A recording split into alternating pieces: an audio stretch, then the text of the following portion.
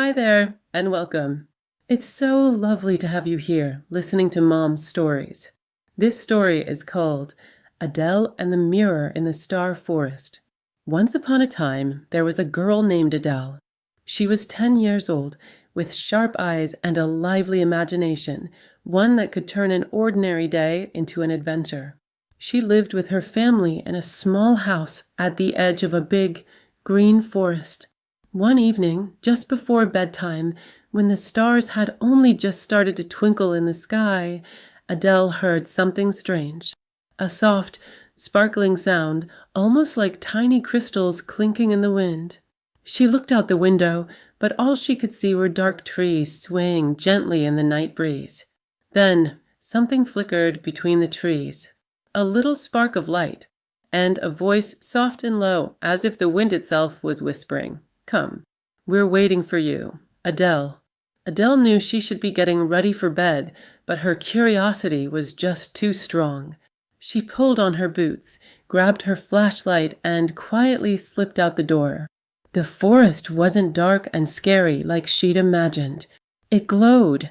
Tiny stars floated in the air between the trees, and the ground was covered in soft, blue moss that shimmered faintly beneath her feet. She followed the starlight deeper into the woods. Suddenly, the trees opened up, and right in front of her stood something incredible, an old mirror, nearly 6 feet tall, framed with silver branches and tiny sparkling stones. It stood in the center of a small clearing, and the surface shimmered like water in the moonlight. Adele stepped closer. She saw her own reflection, but it didn't move the way she did. Instead, it smiled at her and waved. Before she had time to be scared, the reflection spoke. Adele, you've been chosen. Only children with true curiosity and a brave heart can see this mirror. Will you come through and help us? Help you with what? Adele whispered. The star forest is losing its light. Only someone with imagination and wisdom can find the star's core and bring the light back. Do you dare? Adele nodded, and without another thought, she reached out her hand.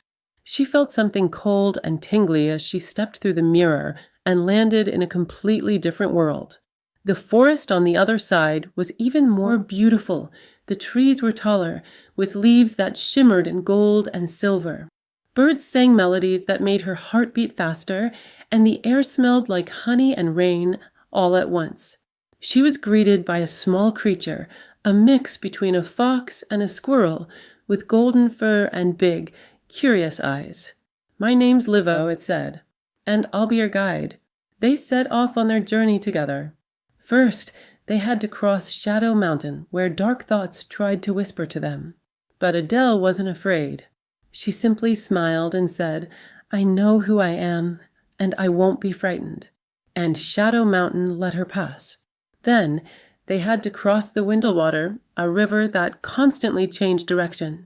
Here, Adele had to be patient and use her imagination to build a raft that could stay on course. Just think like the water, Livo whispered. Follow it, but never forget your goal. Adele managed it with a rope made of starlight and oars crafted from dreams. At last, they reached the heart of the star. A tree so ancient and beautiful it couldn't be described with words. In the center of its trunk, there was a small crack.